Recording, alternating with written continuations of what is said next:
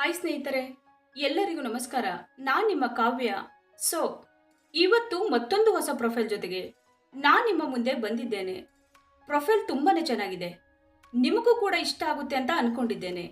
ಹಾಗಾಗಿ ಎಲ್ಲಿಯೂ ಕೂಡ ಸ್ಕಿಪ್ ಮಾಡದೆ ಕೊನೆ ತನಕ ನೋಡಿ.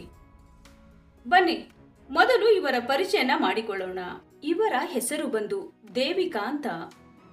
ಊರು ಗೋಕಾಕ್. ವಯಸ್ಸು 38 ವರ್ಷ ತುಂಬಿದೆ.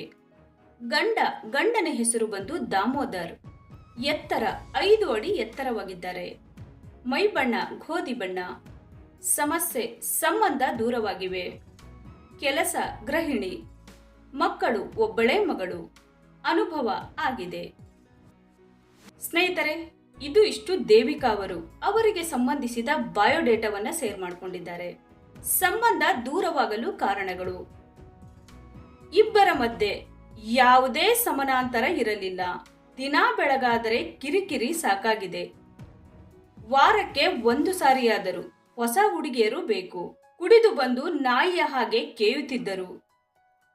ರಸ ಒಳಗಡೆ ಬಿಡುತ್ತಿದ್ದ, ಆದರೆ ಮಕ್ಕಳು ಬೇಡ. ಎಷ್ಟೋ ಸಾರಿ ಮನೆ ಜವಾಬ್ದಾರಿ ನಾನೇ ವಹಿಸಿಕೊಂಡಿದ್ದೇನೆ. ಸಮಯ ಸಿಕ್ಕಾಗೆಲ್ಲ ತಿಕ್ಕಗಳು ಬೇಕು. ಮೊಲೆಗಳು ಹಿಸುಕಿ ಹಣ್ಣುಗಾಯಿ ನೀರುಗಾಯಿ ಮಾಡಿದ್ದಾನೆ. ಜೀವನದಲ್ಲಿ ಗೆಳೆಯನ ಅವಶ್ಯಕತೆ ಇದೆ. ಬೇಗ ಕರೆ ಮಾಡಿ.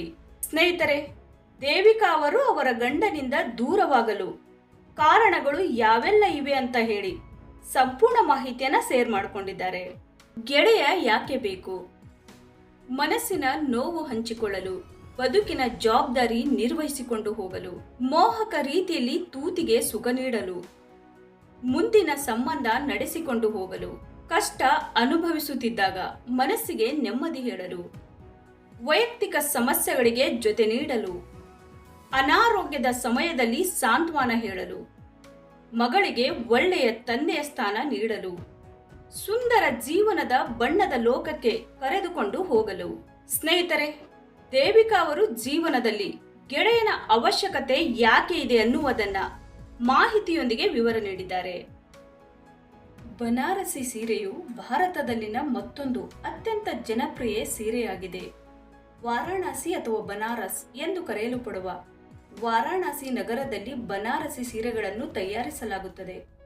ಬನಾರಸಿ ಸೀರೆಗಳನ್ನು ಸಾಮಾನ್ಯವಾಗಿ ರೇಷ್ಮೆಯಿಂದ ತಯಾರಿಸಲಾಗುತ್ತದೆ ಮತ್ತು ಹೆಚ್ಚಿಗೆ ಚಿನ್ನ ಅಥವಾ ಬೆಳ್ಳಿಯ ದಾರದಿಂದ ಕಸೂತಿ ಮಾಡಲಾಗುತ್ತದೆ. ಅತ್ಯಂತ ದುಬಾರಿ ಬನಾರಸಿ ಸೀರೆಗಳನ್ನು ನಿಜವಾದ ಚಿನ್ನ ಮತ್ತು ಬೆಳ್ಳಿಯ ಎಳೆಗಳಿಂದ ತಯಾರಿಸಬಹುದು. ಬನಾರಸಿ ಸೀರೆಗಳು ಹಲವು ಬಣ್ಣಗಳಲ್ಲಿ ಲಭ್ಯವಿದ್ದರೂ ಹೆಚ್ಚು ಜನಪ್ರಿಯವಾಗಿರುವ ಬಣ್ಣ ಕೆಂಪು ಬಣ್ಣವಾಗಿದೆ.